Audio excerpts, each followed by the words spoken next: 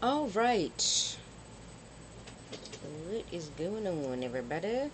Awesome. I got that green light, which means we can get started. Hello, hello, hello, everybody. Valerie Lewis right here coming to you live from the suburbs of Washington, D.C. And today we are on chapter 13, talking about getting into the right business. Okay. So if you're tuning in for the very first time ever, you haven't seen the previous 13 videos because we did the preface too. Again, my name is Valerie Lewis, and I am CEO of Victory with Valerie, where it's my mission to educate, enlighten, and empower you, the entrepreneur, so that you can have victory in your professional online marketing. Okay, so this is a part of my series, Val's Business Builder Book Club, where we are going over this amazing book that I came across not too long ago called The Science of Getting Rich by Wallace D. Wattles. The first time I read this book, totally changed my life. I was just like, oh my gosh, this makes so much sense. Just the title alone, I was like, what? There's an exact science to getting rich? Are you kidding me? Oh my gosh. And then as I went through, I was like, oh, I got to do something with this. More people need to know about this. So then I shared it with my family, and I actually did, uh, for a homeschool lesson with my son. And I also invited my daughter into it, even though she's done with school. We did it together as a family. We went through it together. Uh-oh, what's going on? Oh, it's unlisted. Let's make it public here. Sorry about that. All right, am I live now? Sorry. So yeah, the whole family got together, and we went over this book, and then I said, let me take it up another notch. I want my team to know about it. I want anybody who is wondering, I'm not where I want to be. How do I get to where I want to be, especially in terms of riches, right? But just life in general. How can I be more? How can I become more, enjoy more, have a more fulfilling life? Well, one of the things that you're going to need in order to help make that happen is definitely going to be money, because you're going to need resources. All right. And money is a resource. And it is the only resource that you can take and use to get all the other resources. All of them. Okay. So shelter, food, water, all that. Okay. So I've talked about that in previous videos, so you definitely want to go and check that out. But today we're going to talk about getting into the right business.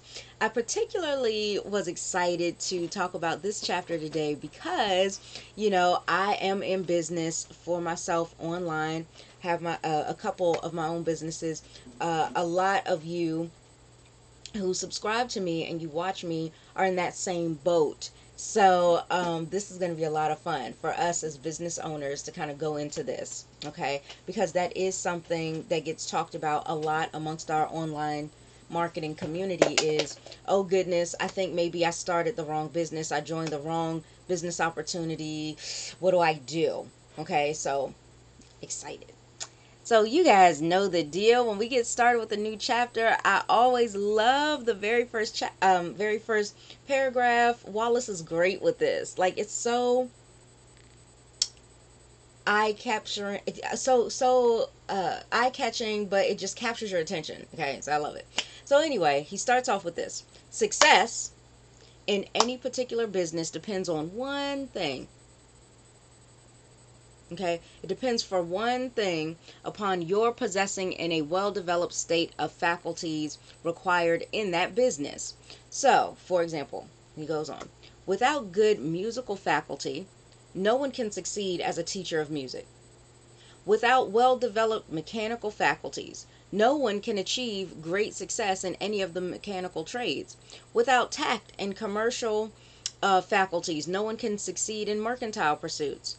But to possess in a well developed state the faculties required in your particular vocation does not ensure getting rich.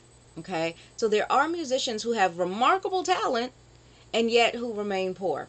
Okay, there are blacksmiths, carpenters, and so on who have excellent mechanical ability but who do not get rich. There are merchants with good faculties uh, for dealing with men who nevertheless fail. The different faculties are tools. And yes, it is essential to have good tools, but it is also essential that the tools should be used in the right way. Now, I say this to my new coaching clients all the time. I get people who reach out to me, they say, "Oh my gosh, Val, I saw you just made $1,000 day again." Right? Or, "Oh my gosh, Val, you just, hit that $6,000 mark today. That is so great. I want to know how to do that." Right? And I show them what I do. I show them the tools that I use and all of that, the systems that I plug my businesses into. And it provides them with all the tools that they need in one spot. And they think that because they have the tools now, that means, boom, they're going to get instant success. It's going to happen overnight. And because they're plugged into the right, group of people, and they've got the right tools, and they go to the training, that just by osmosis is going to make them be rich. No, there's more to it. Okay. Once you have the tools, okay, so we're going to narrow it back down to the tools. Once you have those tools, now you got to use them. And you have to use them in the right way. So I want you to think about it like this. A hammer. Is that a good or a bad tool? Most people say, well, it's a good tool. It helps people build houses and schools, right? It helps you. Hammers are great. Could you imagine trying to take a nail and push it through the wood with your fingers, as opposed to having that tool of a hammer? Oh my gosh, you'd be there forever. Okay? But now look at all the negative uses you can use for a hammer, right? You use a hammer to bash somebody's head in and kill them. So it's all in how you use the tool. What makes it a good tool or a bad tool is all based on what you do with it, how you use it. And this is the same thing, honestly, when it comes to money. Money's simply a tool too. It's not good or evil. It's, how you use it, what your intentions are with it, how you go about obtaining it, all of those things, right? So anyway, what do you need?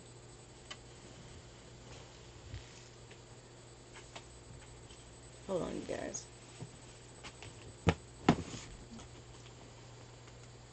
Great, goodbye. Okay, so let's go on to see what else he has to say. Okay, so, here we go. He's using the same example. One man can take a sharp saw, a square, a good plane, and so on, and build a handsome article of furniture.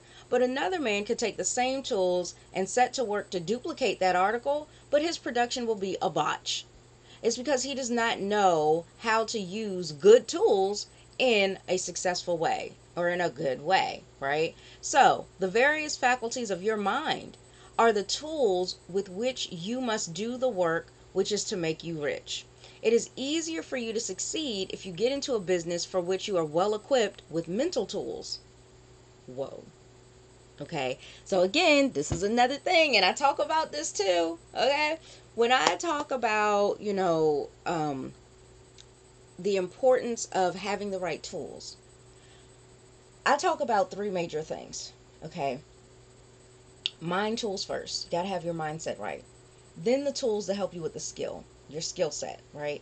And then the tools that help you with the income part, your income producing activities. So it's three simple things that help you start making money online or anywhere. Mindset, then skill set, and then focus on those income producing activities and prioritize those over anything else. People start doing a home business and they're like, oh my gosh, I know I'm supposed to be like working on networking with people and communication and stuff, but I just remembered I have a load of laundry to do.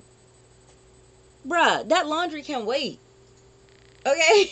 That can wait. You can delegate that out to one of your kids, or you can set it and forget it when you're done with bringing in the income. You never know. There may be a day that comes by if you just simply focus on, just like what we were talking about the past couple of days with taking action, doing all you can in that one day, right? And you're focused on prioritizing, right? And you want your business to be successful. It's successful by bringing in cash flow. You focus on the things that help your business bring in cash flow, you could end up paying somebody to do this stuff for you. You don't need to worry about it, So definitely important. Okay, you want to focus on taking the tools, using them in the right way for the right things, putting all that extra stuff aside, That's not important right now. Okay. All right. So let's see. The various faculties of your mind are the tools with which you must do the work, which is to make you rich. It'll be easier for you to succeed if you get into a business for which you're well equipped with mental tools. So, again, it's the right mindset. It's knowing that you can create success anywhere you go. Now, if you don't have that, at least have yourself at a level where you've got the mental tools to do certain things. Like, for instance, I was a hairstylist before this, and I had the tools of being able to know and understand certain theoretical um, issues when it comes to, taking care of hair and scalp, dealing with chemicals, things like that, right? So, in addition to knowing I can get this done. So, anyway, let's go on to see what else he has to say. Generally speaking, you will do best in a business which will use your strongest faculties, the one for which you are naturally best fitted. But there are limitations to this statement also. No man should regard his vocation as being irrevocably fixed by the tendencies which he was born. You can get rich in any business, for if you have not the right talent, you can develop the talent. It merely means you'll have to make your tools as you go along instead of confining yourself to the use of those of which you were born. It'll be easier. It'll be easier for you to succeed in a vocation for which you already have the talents in a well-developed state, but you can succeed in any vocation. You can develop any rudimentary talent, and there is no talent of which you have not at least the rudiment.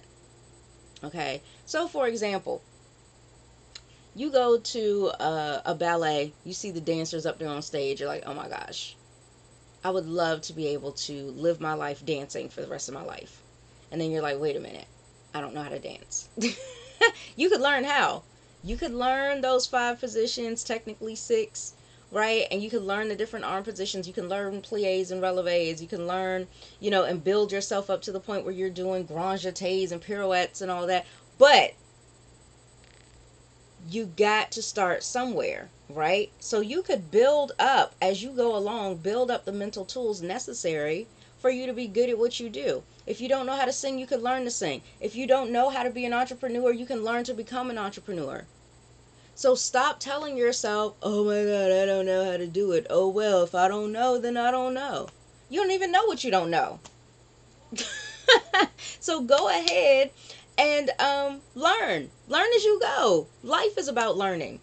You learn something new every day. And if you're not learning something new every day, well, that's something you just learned. You need to go learn something new. Yeah. All right. So you will get rich most easily in the point of effort if you do that for which you're best fitted. But you will get rich most satisfactorily if you do that in which you want to do. So there's some things that you're maybe naturally good at doing that you just don't want to do for a living. I'm good at a lot of things. Yes, I'm a great stylist. I know how to educate people on how to do that. That's not what I want to do for a living. Well, granted, I still educate people online. So I still do the videos. On occasion, I'll go and speak, but I don't actually want to be behind the chair anymore. It's not something I want to do. So even though I'm good at it, I don't want to do that, right? I look at my younger brother. I look at all my siblings, because I have an older sister. I've got an older brother that passed away last year. I've got my younger brother, and then looking at my kids, even looking at my parents. My father is a certified genius, and there are just certain things that he wanted to do that anybody else would have been like, well, you're overqualified for that. Okay, he's a retired police officer. When he first went to go and take the test and join the academy, they actually told him, you're overqualified. Are you sure you want to do this? Don't you want to go do something else? But he wanted to protect and serve. He cares so much about the community. And he did that for 21 years. And now, he's retired. He's been retired longer than he had worked. And that was what he wanted to do, right? He knows the preamble to the Constitution by heart. I don't know it. Most of us don't know it, right? He knows, there's a lot of things that he just had committed to memory, and he just knows it. He can recall it back. right? And he's in his 70s at this point. And I'm like, OMG. Like, wow. You know, my mom, she's got so many different talents, right? She types 100 and gosh, it's 120, 130 words a minute. She is a court transcriber where she works at home, so she doesn't have to go into the court and all that. They record the hearings and send it to her, and she types out what everybody says verbatim. She loves to do that. That's what she likes to do. Now, she's talented at so many other things. She uses that typing skill uh, to do her job, but, well, she owns her own business, but she uses it to accomplish those tasks. But she also, she has a wonderful imagination, so much creativity. Sorry, guys. And so when it comes to that, she comes up with like all these different um, stories for children. Like, she's great at coming up with children's stories and stuff like that. And she could write short stories and all that, but it wasn't really something that she wanted to do, at least not in this moment. Maybe she'll want to do it later. My brother has a knack for just being a people person, and he's very intelligent, graduated with honors, just like I did. And he just loves to really be um, involved in, social awareness, giving back to the community, helping children, like things like that is where his heart lies, even though he could probably be doing what I do. If he did what I do online, he would probably be a millionaire already. Not something he's interested in. So don't think that you can only get rich and you can only be successful at the things that you're a natural in. If there's something that you want to do, that's what you should focus on. And if you don't have the skill or the talent for it, go get it. Develop it. Learn it. Not hard at all, especially in this day and age. Okay? So for me, I stuck with something that I like to do and that I want to do. And that is educating people. That's something that has always been a part of me. Even back when I was a dancer, I got to the point that I started to teach dance. Even when I was in cosmetology, I got to the point that I started to teach cosmetology because people would come to me and ask, how do you do that? Right? And I can take things that from first look are, they appear to be quite complicated, and I can break it down, make it simple for you, and show you you can do it. And so when I started working my business online, same deal. That's why I love being here on YouTube with you guys, because I can teach you, I can show you, I can break things down in a way where it no longer seems overwhelming for you. I hate that word. Throw it out. Overwhelming is just a big word that people like to stand behind and be like, I can't get over it. Get over it. Overcome the overwhelm, right? So, yeah, choose what you want to do. Go do it. Okay, so here we go. He goes on to say, doing what you want to do is life. And there is no real satisfaction in living if we are compelled to be forever doing something that we don't want to do. Is that how you feeling right now? Right? There's so many people working a job, even when they're well paid, right? And they're doing it when they don't really want to. Why? For the paycheck.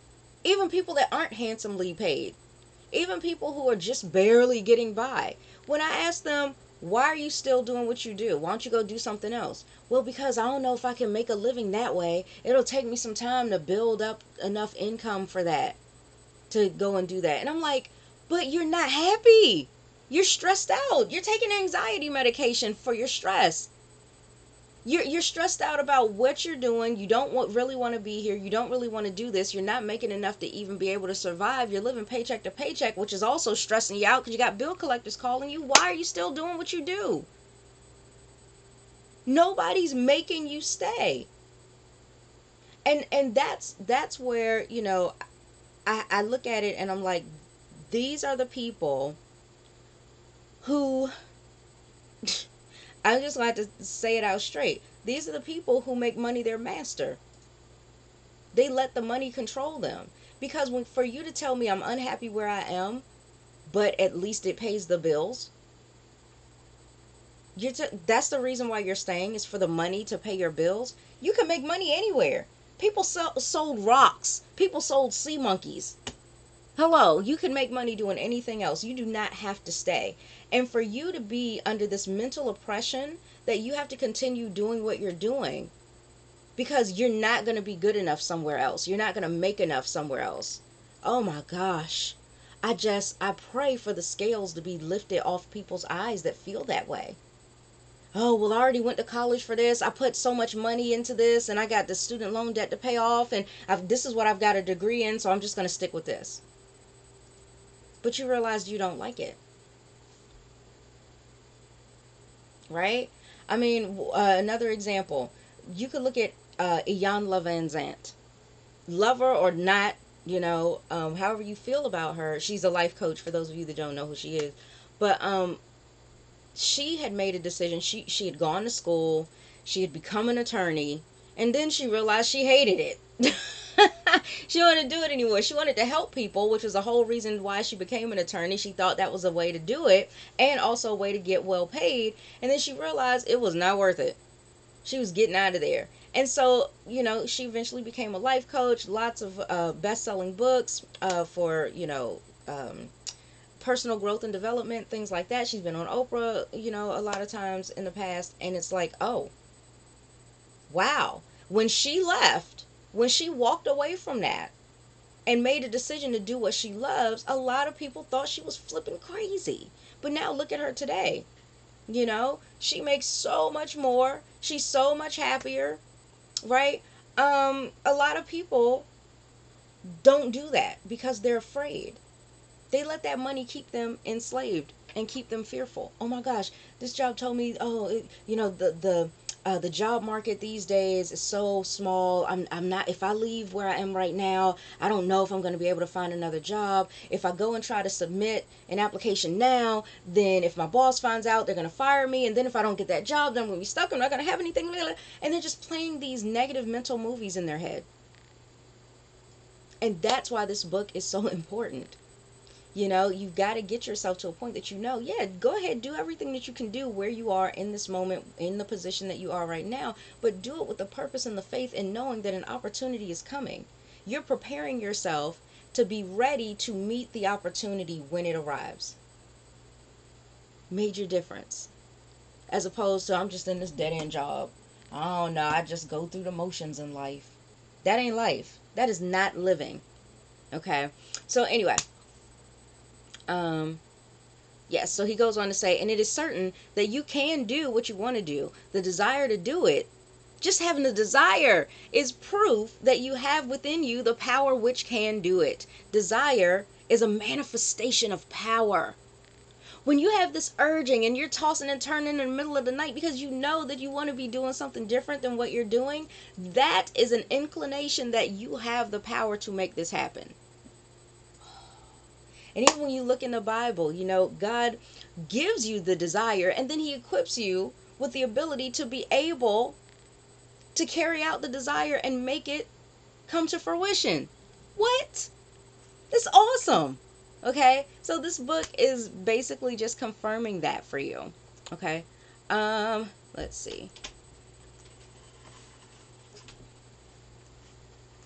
Is it here? Not yet. Okay.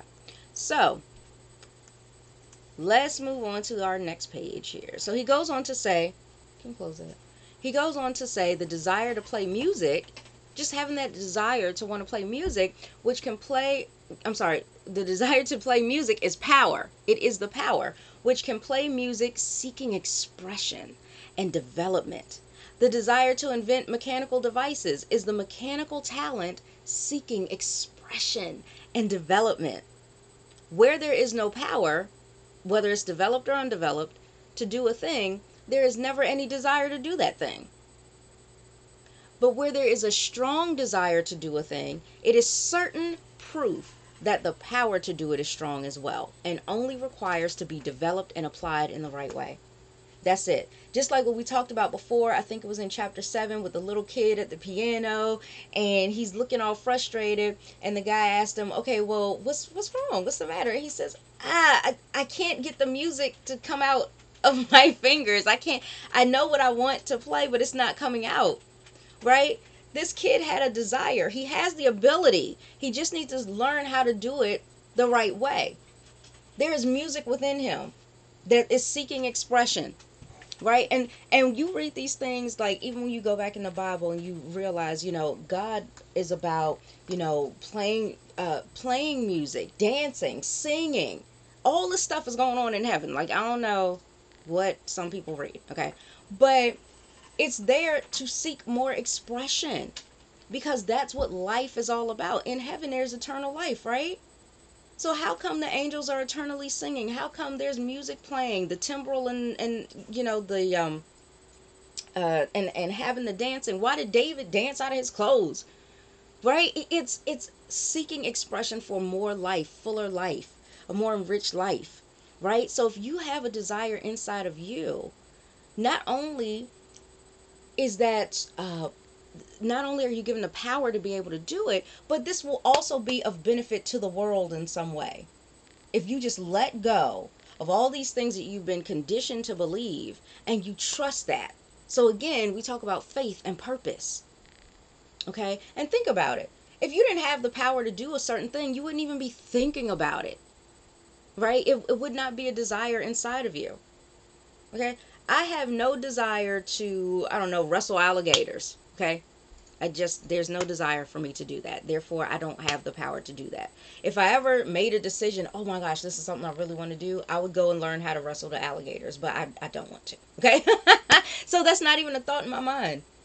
Okay? So it's stuff like that. So anyway, all things else being equal, it's best to select the business for which you have the best developed talent, yes. But if you have a strong desire to engage in any particular line of work, you should select that work as the ultimate end at which you aim. So again, for those of you who maybe you have a talent for doing something at your job and that's why you're there, and maybe you're getting a raise for it or a promotion, and that's great, but you don't really want to be there. Maybe you do have the desire to fire your boss. Maybe you do want to start working from home. Maybe you do want to live the laptop lifestyle. If that's something you want to do it.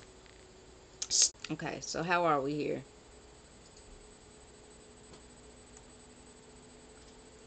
All right, it's saying stream resumed. Am I good now? What's going on? All right, awesome. I think I'm back. Okay, so we're getting all into this and my internet's acting up. Oh my God, that router better get here today. I'm waiting on the router, you guys. I'm like, hello, UPS. What are y'all doing? Okay, so anyway, where are we? Yes, you are not obliged to do what you do not like to do, and you should not do it except as a means to bring you to the doing of the thing that you want to do. If there are past mistakes whose consequences have placed you in an undesirable business or environment, you may be obliged for some time to do what you don't like to do. But you can make the doing of it pleasant by knowing that it's making possible a way for you to come to the doing of what you want to do. So again, even if you are at a dead-end job right now, living paycheck to paycheck, you hate this, you can't wait to walk away, you want to learn how to work from home, oh my gosh, how do I do it? How do I make sure I don't fall into a scam? I've got videos on all those different types of things. It's much simpler than you think it is, but in the meantime, once you've selected the business, something that fits with your passion, your mission, and you're learning these skill sets to become an entrepreneur, because it's not just about being an online entrepreneur, but just an entrepreneur in general. You take what you learn, you build your online business, and then you can take that and do anything, anywhere, right? But if you're looking to get to that point, you don't have to just quit your job and just live off of Franks and beans, okay? Peanut butter and jelly sandwiches for a while till your business gets going. No, you can continue to work where you are now, but do it with the purpose of knowing this is making a way for you to be able to start your home business and eventually walk away from this job and do what you love, the home business, full time. Okay? So that's one example. Okay? So if you feel you're not in the right vocation, do not act too hastily in trying to get into another one. Like we were just talking about, you can stay at that job. You don't have to just be like, F y'all, and flipping the bird at everybody and then realizing, wait a minute, I don't know what I'm doing in this business, and until I learn, I'm not going to make any money, so I think I needed to stay over here, and then transition. I think maybe that's what I should have done. Like, you don't want to burn bridges, okay? So yeah, don't act too hastily trying to get the job, trying to get into another vocation. Best way generally to change business or environment is by growth. Don't be afraid to make a sudden and a radical change if the opportunity is presented and you feel after careful consideration that it's the right opportunity. Now, there's a difference between careful consideration and putting things off and procrastinating, okay? Taking careful consideration doesn't mean you need to take a week to make up your mind, okay? But it does mean that you need to weigh the factors, okay? So, for example, you want to start your home business, but you're not sure. Oh, the con is, oh, I could fall into a scam. I don't know everything about everything yet, blah, blah, blah.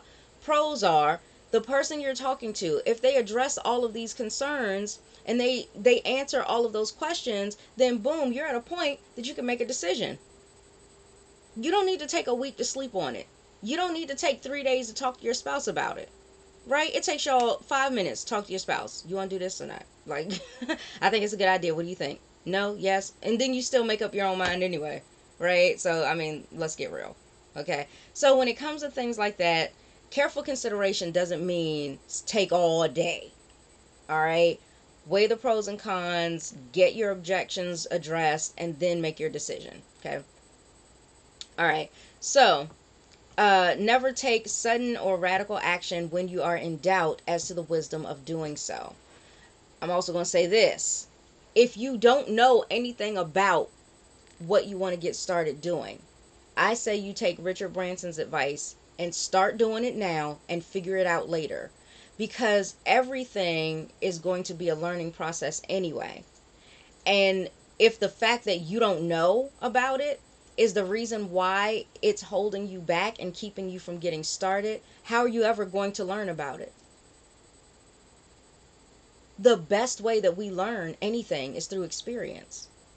You don't learn how to read by somebody telling you this is how you read. You learn how to read by taking what you've learned and you apply it yourself. You have to have the experience of sitting there and sounding out the words until you get it right. Hello. All right. Learning how to drive, same thing. Yeah, you could read a manual. Yeah, you could watch a video. Yeah, you could have somebody stand there and tell you all about driving and give you tips and advice. But the way that you get good at it is you got to get behind the wheel yourself. So when it comes to how do I start a business and how do I get good at it, do it. That's how you do it. Okay, that's how you accomplish that. You can't just sit around listening to people's advice all day. That's not going to do anything for you. Eventually, you got to make the decision.